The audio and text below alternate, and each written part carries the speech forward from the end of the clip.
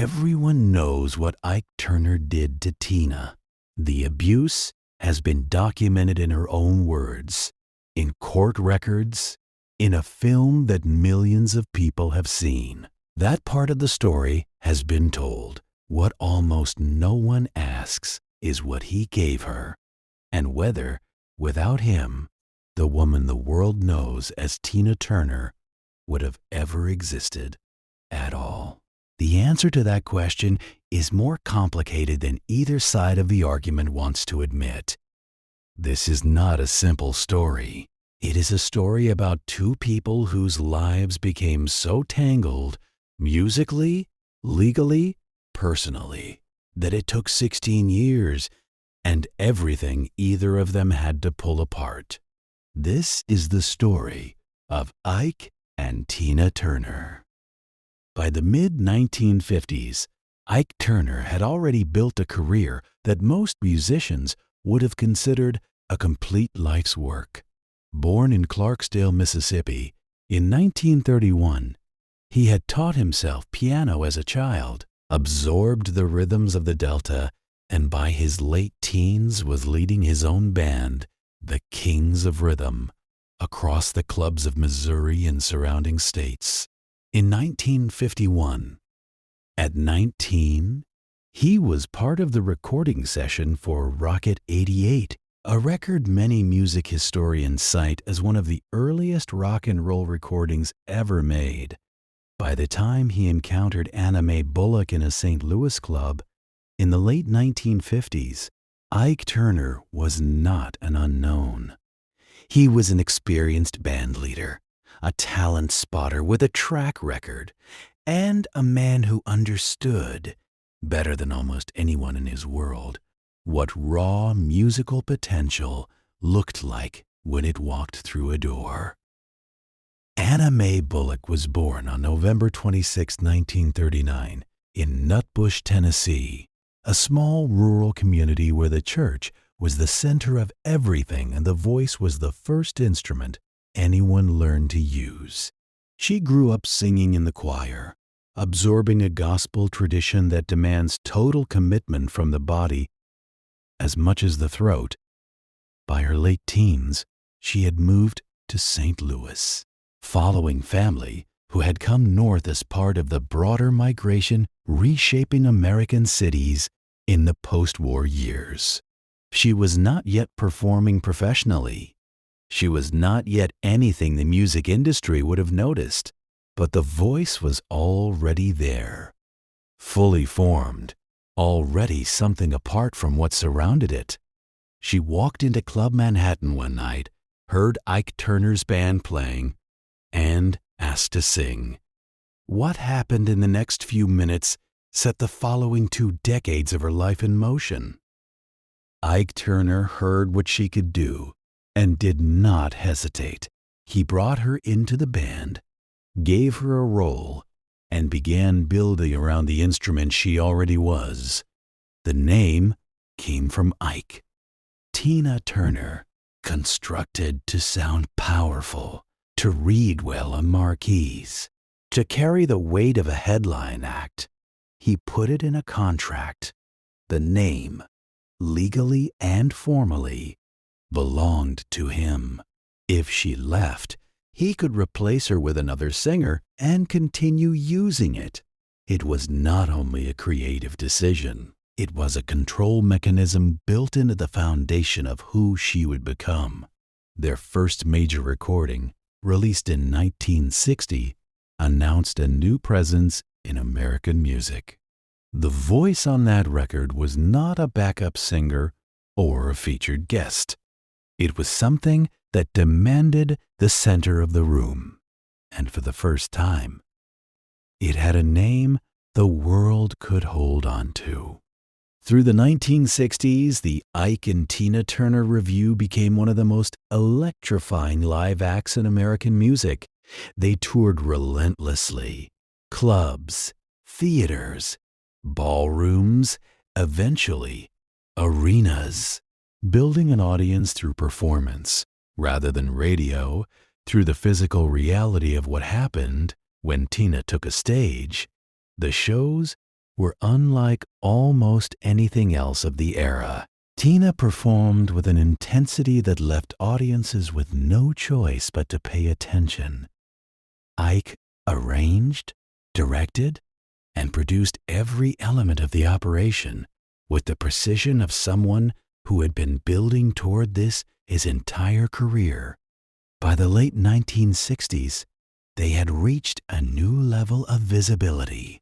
Opening for the Rolling Stones on their 1969 American tour, reaching audiences who had never heard them before, the music was not manufactured or calculated. It was genuinely great, and everyone in the industry who saw them live knew it. What was happening away from the stage has been documented extensively in Tina's 1986 autobiography, in court records, in interviews she gave across 4 decades. The physical abuse began early in their relationship and continued throughout the years they worked together. It was not an occasional crisis.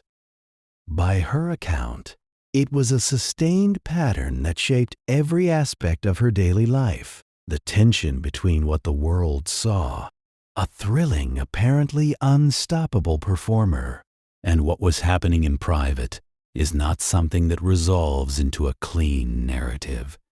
Both things were true simultaneously. The performances were genuine. The music was real. And the cost at which those performances were delivered was something no audience could see. Ike Turner, in interviews throughout his life, disputed aspects of Tina's account, minimizing and in some cases denying what she had described in precise detail across multiple documented sources. The question that people have asked for decades, why did she stay, has an answer Tina herself gave carefully and repeatedly. Leaving was not simple. The name was his, the band was his, the contracts, the touring schedule, the income, the professional identity she had spent 15 years building. All of it was embedded in a structure Ike had designed and controlled. She had tried to leave before. The consequences had been severe enough to bring her back. The dependency was not only emotional, it was practical, financial, professional. Leaving meant walking away from everything she had spent her adult life constructing. The structure Ike had built around her name and career was precisely the thing that made escape feel impossible. And it was also the thing that made what she did next, when she finally did leave, one of the most documented acts of personal courage in the history of American music. On the evening of July 2nd, 1976, the Ike and Tina Turner Revue was traveling to a performance in Dallas. They were in a limousine. What happened inside that car has been documented in Tina's account and never credibly disputed in its essential facts. A confrontation escalated. Tina fought back, physically, in a way she had not before. By the time the limousine reached its destination, something had broken that could not be reassembled. She arrived at a Ramada Inn in Dallas with 36 cents and a mobile credit card. No manager, no band, no money beyond what was in her immediate possession. She called in favors from people who had known her for years. She found somewhere to stay. 16 years of performing, recording, and enduring had come to an end on the side of a Dallas road. What came next would take everything she had built inside those 16 years and use it for something entirely different. The divorce was finalized in 1978. The settlement negotiations were not simple. 2 years of legal process, to untangle 16 years of shared professional and personal life? What Tina gave up in the settlement has been widely reported. The back catalog, the shared properties, the financial assets that had accumulated across hundreds of tours and recordings. She walked away from all of it. The calculation she made, that a clean break was worth more than any financial claim, reflected something about what she understood those assets to represent, what she fought for specifically, and what the court awarded her was the name, Tina Turner. The thing Ike had built into the contract as a mechanism of control became, in the settlement, the one thing she refused to leave without. She gave him everything he had prioritized. She took the one thing he had assumed she could not use without him. The years immediately after the separation were not triumphant. Tina worked smaller venues, paid off debts from the divorce proceedings, rebuilt her professional life from a position that most industry observers considered finished. She was in her late 30s.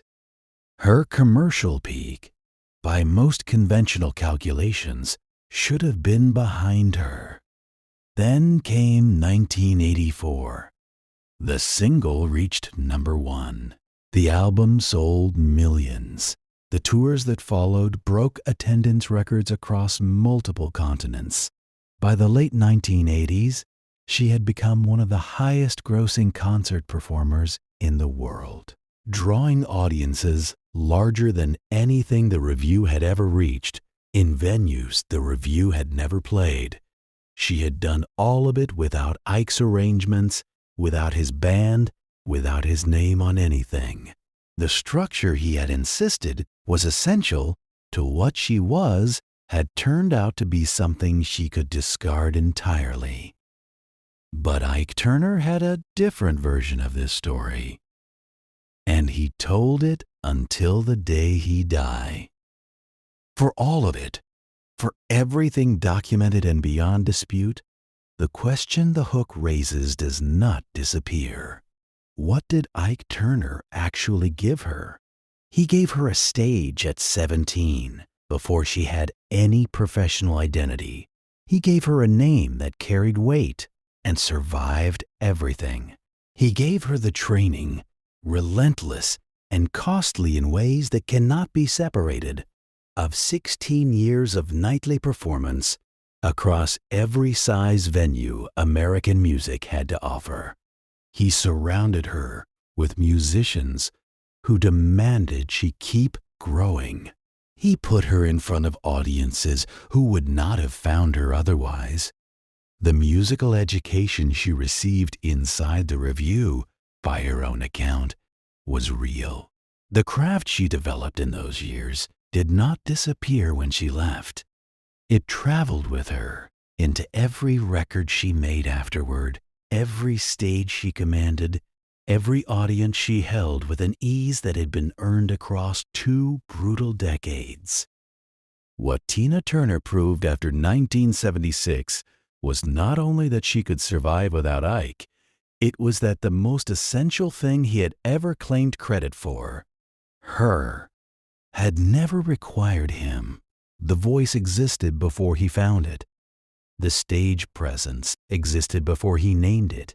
The drive to perform existed before he built a structure around it. What Ike had done was recognize something already present and create the conditions for it to become visible.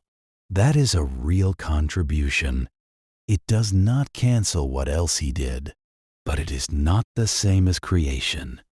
Ike Turner spent the years after their separation giving interviews in which he insisted on his own version of events, his role in building her career, his perspective on the allegations, his belief that what he had made deserved more recognition than history had given it.